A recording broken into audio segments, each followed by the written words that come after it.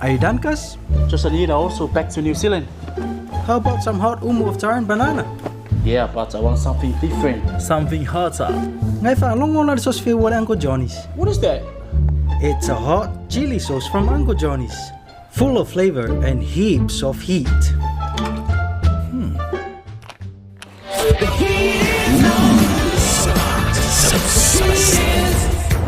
Emma, why? Emma was sauce for Lolo, full company for Uncle Johnny's. Oh, let's go.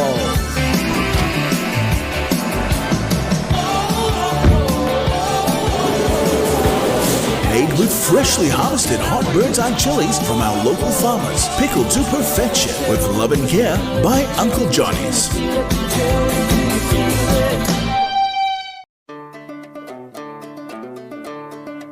Ia fai se kala. Fa fenga mga kare skala. Kau nga avia o siksing samo. Kau fenga ko lu kasi o kau sa. Siksing sa mo, fa fenga mau nya do bisa ko siksing. Pengo fia. Ale ilo tus folau. Ia pai fena mai lau pe fana. Se ai ti fai lo ai o tonu le ngal pe fana. Oh, ai ala tu lang ala no fa mau. O so. Ava pe no ona tena fa mau. Ia em fai fa mau dia le lai sene av ta aval. Orang pepa orang fanguang aki ngofoi. Ia pai fa mau ni suya nu por su mai tai. Fa pe fo se tu si mai fai fea. We nga lai ke ne amen fa mau yan me pa ke ngofo mau ya. Ui, aku lang makan. Fa mau ni. Pa pe fi skala lo swa fam tai. E mana mi pepa lo ia mai office of one so. Ui, ini fa fe kai so de wa nga ka catch up ko yo nga ya. Moni si whamatalanga, e se o tailo ofisa komisi whainga palo tai muli nuu, ile numera valu o valu ono valu tolu.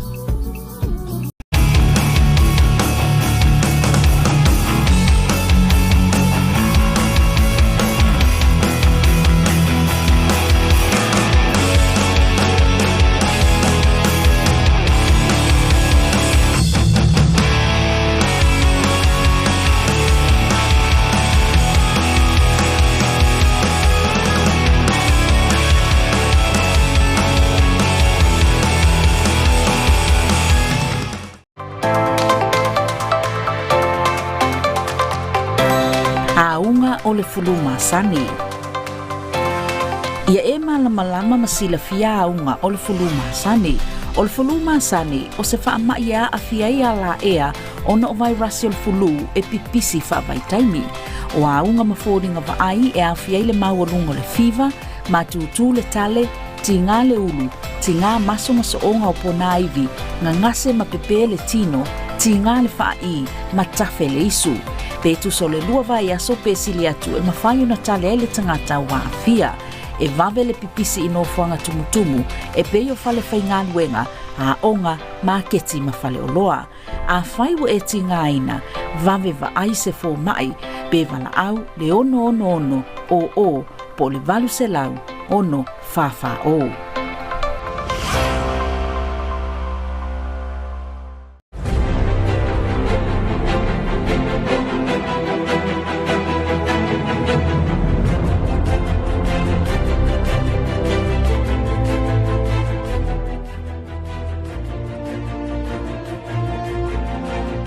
Whaatalo whaatu mwhawhelo atu pa i o Samoa ai mese pule anga whakipi po Samoa pia i lau mai mua mai lene fiafi. Se whapoponga lene tato tala tau tai as whareile aso ono te se malua awhi lua wha. O le aso o le aso whamalu o se ngato ni kōlau o se epikopo i se mtuli lona wha. I tala to mua, lusful whawhio anga uponu misawai ua whamanu e ina i le whailonga tupe mai te unga ai o le talinga māloa Samoa i le fontanga o tai tai o māloa tau pulenga i le masino o ke topa. Katalina Tovia mo se whaopoponga. O le masino o ke topa lea sa tali māloa i Samoa i le fontanga a tai tai o māloa le tau pulenga. Lea sa teu te wina ai a ai mawhio anga umo Samoa mo lea whamoe moe i se whainga whatauwanga. Peo ni tau la mua i le pulenga o tangata tawhao mai moa mai whafo. Mao le aso ana nafi lea na tufatu whaina ai a whailunga moa whio anga na mautongia i le matango fie o lona teu te wina. Mao le whio anga o sawa i le whanga lea na whamani i ne le tūlanga moa le tauwanga. Mana malo i le tino i tupe se fulu a wheta la. Tūlanga lua iai le awhio anga o whale a tiwe iwa a wheta la. Tūlanga toru le ulu moenga e walu a wheta la. Tūlanga whātu fulele fitu a wheta la. Tulanga 5 vai lutai ono afetala. Tulanga ono iai sa tui malufi-lufi 5 afetala. Tulanga 7 sa matau e 4 afetala. Tulanga 8 no whaalii e tolu afetala. Tulanga 9 ti avea 2 afe 5 se lautala. Ia mai tulanga 10 o whale asiu e 2 afetala. Mo upolu nei e 2 vaenga sa vai ina iai le tauvanga upolu. O afio anga na tuina iai te tonu atunu ulangulango e peo na manumalo wa isa vaia. Whapea le tauvanga mo afio anga i lautongia iai ni atunu ula tau te langolango ina. Le asa tulanga mua i le afio anga nu isuatia na mawaina le sene ni tupe 5 afetala. Tulanga 2 fusi sa 2 fata e 4 afetala. Tulanga 3 le pa 3 afetala. Mane tulanga 4 o lalomonga e 2 afetala. Wana moto tere sa la fai wa tulanga mua i le afio anga tapu ele e 5 afetala. Tulanga 2 whanga malo e 4 afetala. Tulanga 3 vaito muli parauli 3 afetala. Tulanga 4 patamea 2 afe 5 salautala. Tulanga 5 manase 2 afetala. Tulanga 1 iai fatausi afe 8 salautala. Tulanga 7 sa 5 e afe 1 salautala. Tulanga 8 sa 4 afe 5 salautala. Tulanga 9 sa to alepai afe 4 selau. Male tulanga 10 le afio anga fai ai e afe 2 salautala. O afio anga umai ni ilawina o la tau ingoa e maua le tai afetala. Talina tovia mo le tautai. Inisio tala e 1 miliona iva se lau afetala le fua i al malo i apani mo le fatu peina o le loli e eli ina ai ala vai ma o ngā paipa ale pulenga o sua vai a Samoa. Catalina tovia mo se whaopopunga. O le aso ana nafi lea na saini ai e le afionga le palemia fia mena au mi mata afa ma le amapasa i apani Samoa nei Mr. Senta Keisuke se malienga e whaamatu mai ai le malo i apani le fsosoani tupe e 1 miliona iwa se lau afetala Samoa mo le whaatupe ina o se loli e eli ina ai ala vai malua seitulou mo o ngā paipa ai mai se whaatino ina le au nanga le pulenga sua vai o le fsosoani le au ngā tele le au nanga le pulenga sua vai le wha mausali ina leo le anga wa o tangata nu uma i le swavai. Ina ia ausia mana onga o tangata le swavai a o whianga iai manu i tau mai suinga o le tau. I le pepo whamtalanga o lo tau ai waloa tau sanga o tu mai pea le tau awa i apani e lango sua ai a Samoa i le atina ina o le i tu tau le swavai. Le ao lo ngā lue whapa anga ai le pulenga swavai man whala poptonga le jaika i le tele o atina ai le pulenga swavai talu mai le lua afe maleono. O le afea ngainga o le asanga wha mausali ina i pea le sotanga o Samoa mai apani. Ta wale ampasa i a Keisuke, a o tāpina ai mo le wha mai aina o lana tautua i le avea ai o ia ma amapasa o lona atunu i Samoa nei. E iai lona naunau ta inga o le ao ngā tele nei fea ngainga mo Samoa mo na tangata. Wha leo fo i le anga whawhitai le afionga fia mea i le malo i apani. I le langolango sua mai a Samoa ma na atinae. Ma o le asanga wha mausali ina i pea le ngale lue whapa anga o malo e lua mo le manuia o na tangata. Talina tovia mo le tautai. I'm so hungry. I'm so bored. It's so hot today. I feel like some ice cream. Yeah, Uncle Johnny's ice cream. Yeah, they're the best. Yeah, let's get some Uncle Johnny's ice cream. Yeah. Yum, yum, nom, nom. Uncle Johnny's ice cream. Hi, guys. Please, Mommy, please. We want some Uncle Johnny's ice cream. There's simply nothing like a tasty Uncle Johnny's treat to beat the heat. Right, kids? Flavors, colors. What's your favorite? I love chocolate, vanilla, pineapple. How about strawberry, banana, and crepe? It's so fun, fun, fun. It's so yum, yum, yum. Uncle Johnny's ice cream available in all your favorite flavors. Also serving you at Vitale from 8 a.m. to 4 p.m. on Mondays to Fridays and 8 a.m. to 2 p.m. on Saturdays. O se whaopoponga le nei tala tautai ma le Pasifika, Catalina tovia mo se au te lenga. Tala flava se whaliunga le nei tala ma le Pasifika lo ripatia mai le tio whawao malo a New Zealand o mwhai o na wina atu langolanga malo si a company e Uncle Johnny's. I tana tamua walau lia whapitoa le Presidente o Palau i a Sharango Webs Jr., le Presidente o Amerika i a Donald Trump, mo sana asia singa i le Pasifika. Ina ia fio mai e sila matanga ia afianga o atu moto le Pasifika o na osuinga o le tau. O palau leo le atani malo le fonutanga tai o atu moto le Pasifika le lua filwono. Ma o le wala ulia le presidente o palau mo Donald Trump ina ia awai mai ai ile fonutanga. Ta ue whips e mana ia lava e awai mai presidente o Amerika ile fono. Ma o le a ia alwai fo i ave le presidente lea o lo te e a tina e tu i titi ai suinga le tau. E wha amai moa ma se i o na moli mawina lu i tau ma a fianga o lo o whenga i matangata le Pasifika o no suinga o le tau. Ta ue whips, sa mawale abanoa e maurua i le sami le asu sa, ma ia moli mawina i suinga i le mawhanawhana o le sua sami, papea i male tele o amu a pepe. Ma o se tūlanga e whaanua noa ai, o na ole a awhiai o ngā sami le Pasifika peitai, o ia awhianga o loo afua mai o na ole lalolangi ma tunu o loo malosi lo la tau whaonga ina o kasa o ona. Ma ole aunga lea wa ia mana o ai awai mai le presidente o Amerika i le fonitanga pe a mawhai. Ni e tanga i moli mawina a fianga wa te motu i le tafia lea le sami o ele mawhanua sa hau ma waitanga te le fio tau sanga o le a fianga o tau mafa ma le tele o whaato a ngā talo wa a fia le swa sami. E aona mana malama le leile presidente o Amerika o wa loo a fia i fo i se tete o Amerika i a fianga o le tau. E pei ona moli mawina i Florida ma North Carolina. Ma o lo lato wa a fianga lea e te tawa i fo i ana whaata waina i Amerika le tangi atu le Pasifika o na wa afianga mai swinga ma ale o le tau.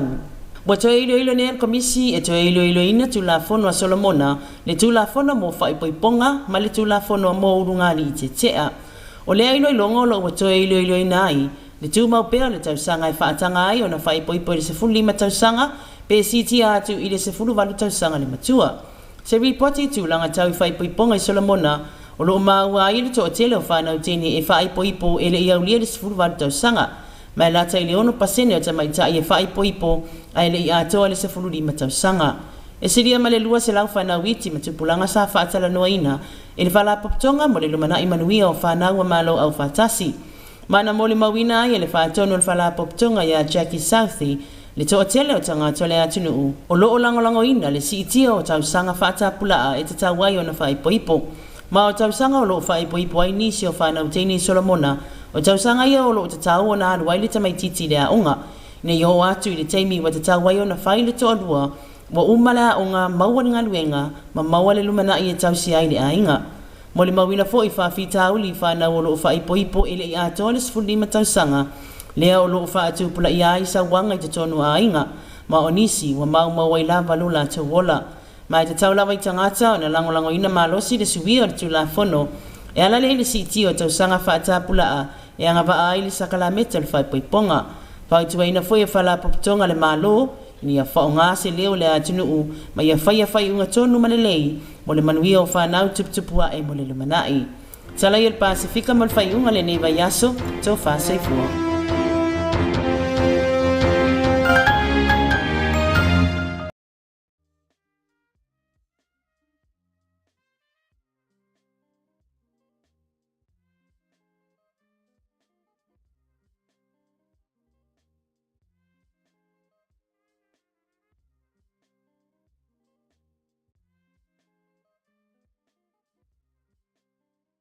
Whapoponga le nei taratau tai soifuanga le Kalesia Katoliko i Lalangi, Charity Tuala le Misia o Museo Telengo.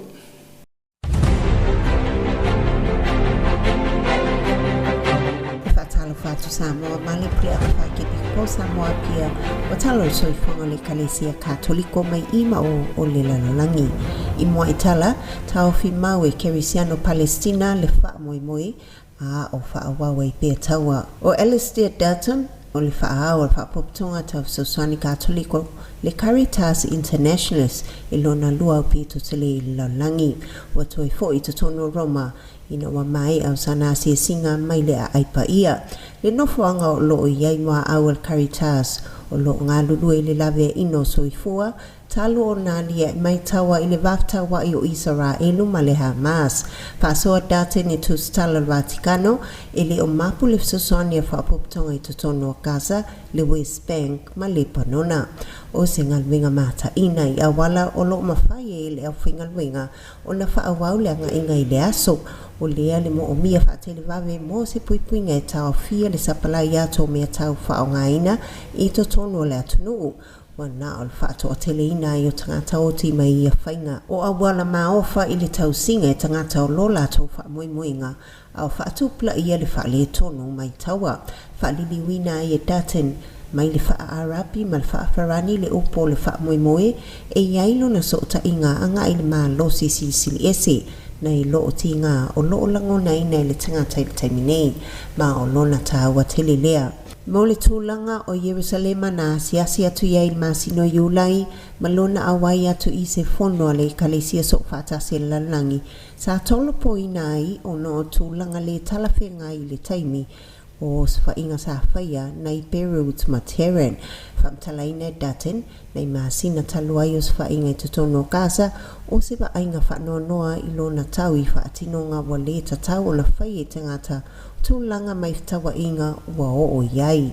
Nei li tua le West Bank ma e toa tele tangata ua langona le tu ua nao i la tou langona whaesea mai o langa i tatau o na ola ai. Le whaingalwinga le aini ala ngā o i la fumanu mani whaatoanga mo le tausinga o le aso ma le whaafafa o te tonu fo'i o Yerusalema ma Israelu sa whaimano fuanga tau tumutumu i whaataunga maturisi asiasi. Lea o matua ngau no fuanga na ia moli mawina. I le malu na iai le 15 minute le iai mse isi na sia atu to atele wa le to e fo'i atu i to tonu le atunu o not fa le tonu i to pe maua business i le vai mea. O le suira Caritas o lo i Gaza wa maua tala ni ngalwenga ngalei i ainga ma o lo fai i le malo se ngata i le tausinga mo tangata o lo i le no foanga o le ekalesia. I tala whaupopo upusau noa tupsa o le sui foanga i le itua inga o se mea lofa fai taulanga o lo tangata mo le atua. E ala mai isi. O le whailua inga Pope Francis i le asotofi ma tamai tei safa uina mo le angang paia le Canonist Sisters of the Holy Spirit mai Saxony na whawaina i tutono Roma e kai di Montpellier paia mai au na whailua le tama paia le sui whawai a loa ia ma tangata paia o le sfululua centuri na wala uina ia me le aso sfulwalo tau sanganei. O se na loto mawalalo ma le tau tamali i whaatinonga o lana au nanga mo tangata matitiwa. Saunoanga anga i le Canonist Sisters i le aso nafi to e whaamna to e tupsaya i la tau whaatinonga o tala inga. Ia tausi tō mau i au nanga mo e matitiwa na amata mai e kai pa ia. I tula fono o le whaapoptonga o whaawaina i le tastol pa ia. Ma ia tali le o langa anga i le tofinga. O se fianga i le vaai o awala o fuanga le atua o whaamatuaina o lo ngā se ina foi mai o lato fatu o le whelanua i ai ma tofo ese ai le au lo sa sala tuai whaatinonga o tala le maleanga le tau masuso le atua lo awala atu i le ekalesia. I tala whaiu ia whaata atu le alofa o Keriso e ala i tatalo tausia manganuenga ngā lofa. O le apopo inga mosu ia wai o le auso le fono tele o lo whaia i se pania. O le asolulu o le vai aso le nei na whaaso atuai Pope Francis i se au i sui a wai o le fono lo na lua lalangi mo le auso le Brotherhoods and Popular Piety Congress sa whaia i Seville i se pania ia te se ma le aso wha. O le au whaatomua i sui mai le pietono o i lato o lo whailoa le whaatotuanga i le ola fia o lo whaia le tiu te whaleo le mamoi mo tangata se pania o ni so whaatala lei mo whaapotonga lau tele. O lea whaatotua nau mati i le ngata o se whainga malanga le tangata tuatasi ai o le malanga whaatasi o se whaapotonga. Whaatasi ma le ekalesia i le tongi sao mai o na i tūtino. O le iloa anga i whaapoptonga whaalongia i tū maanga o whaatotuanga le Popular Piety o lo ta oto le lato malosi le tala ino Keriso i le lanolangi. Se tasi o mau mai a Sangat Manuel Gonzalez na whaonga e tamapa ia mo i lato whatatau leo langa Kerisiano o se malanga whata amilo o se malanga amata ma ua o i whafo atu mai a Keriso ma e whai wina i tangata. Amata ina i tangata ma toi foi e tau i a Keriso.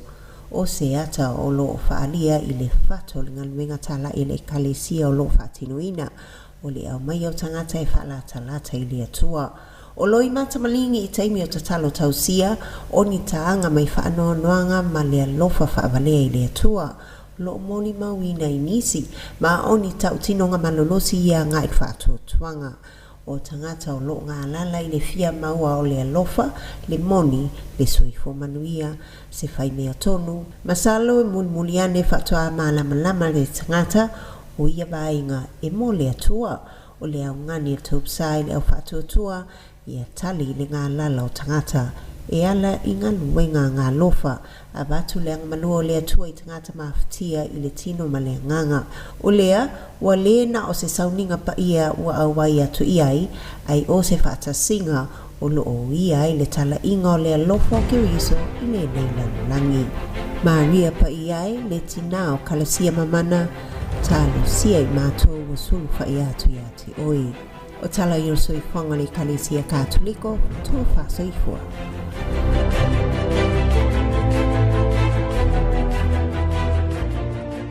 O se taurumanga le nao tato talo tau tai mo le nei pō, e momoli atu le whamalo mo le whawhatai pa I o Samoa, ai me se pule anga whaakepi pō Samoa I lau moi mō mai le fiafi.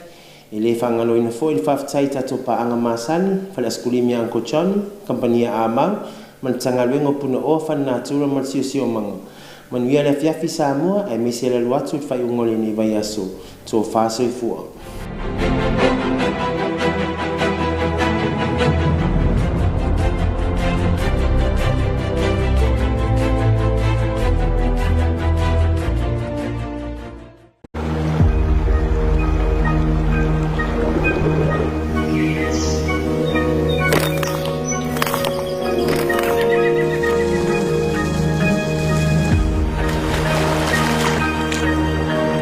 This is not the future that we imagine for our children. And generations to come. But this could be their reality and ours. If we don't act now. Littering is ruining our lands and oceans. Literally. It's killing marine life and suffocating ecosystems. Polluting the water and soil that we depend on for our very existence. Who cares? I do. I care. We do. I do. Samoa cares. Climate adaptation, resilience and enhancement of Samoa. Effective waste management is achievable if we all just do our part. It's not too late. We can work together now for a healthier and cleaner Samoa. For a better tomorrow today.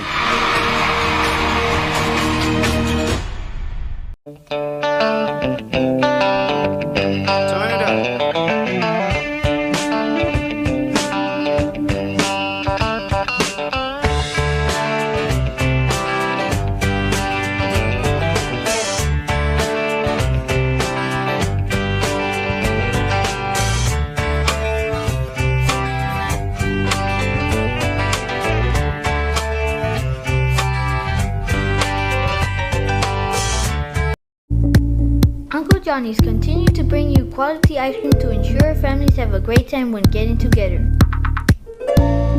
With delicious, yummy flavors of our nearest range of premium ice creams, Uncle Johnny's is all about making sure that our brand remains a family favorite. Uncle Johnny's ice cream is available at your favorite store nationwide. Visit any of the stores near you, or better yet, come to our Vaitele factory for your orders.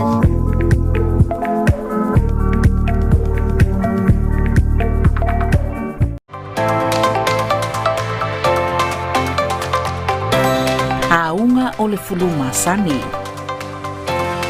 Ia e malama masila fia aunga o le fuluma sani. O le fuluma sani o se whaamaia a fiaia la ea o no vai Russell fulu e pipisi whaavaitaimi. O aunga mawhoringa vaai e a fiai le maualunga le fiva, matutu le tale, tinga le ulu, tinga maso onga o pona ivi, ngangase mapepe le tino, tinga le whaai, matafe le isu. Petu so le lua vai aso pesili atu e mawhaio na tale le tangata wa fia.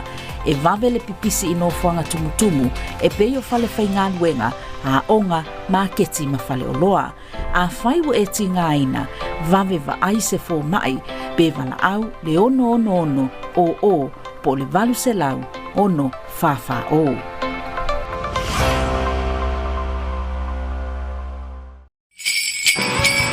Ho, ho, ho, ho! Feliz Natal!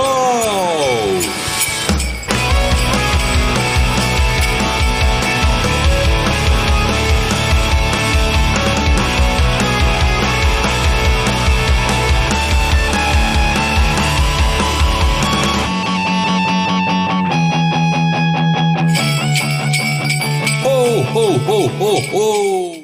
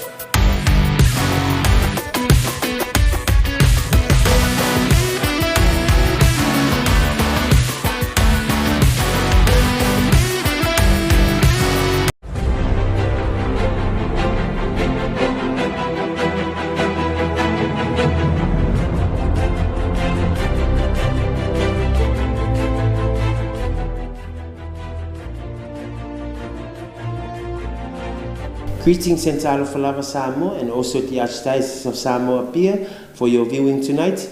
This is another edition of your Tautai News on Friday the 6th of December 2024.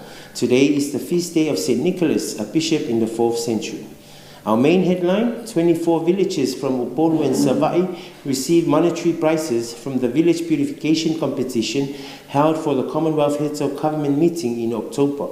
Catalina Tovia for more on that report.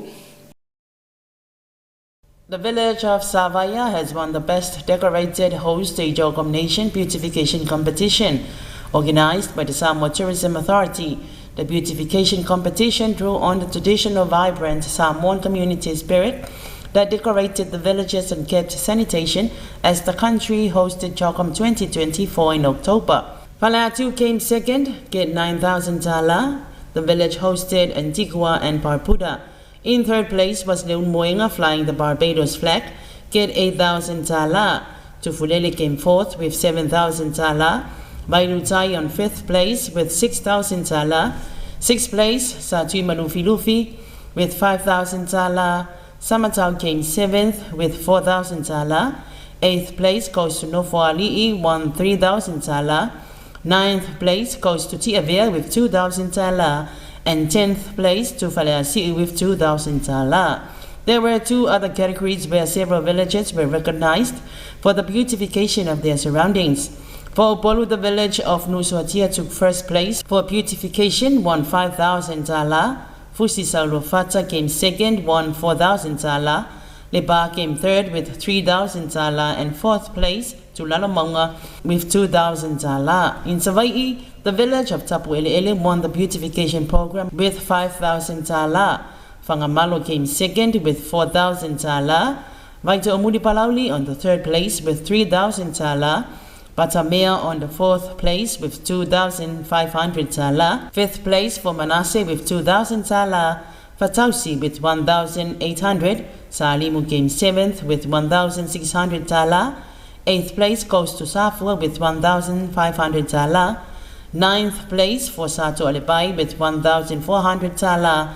And 10th place for Fai'ai with 1,200 tala. The competition showcased the ongoing commitment of villagers to preserve their cultural heritage and beautify their surroundings to improve and maintain village sanitation, promoting a sense of pride among residents and visitors alike.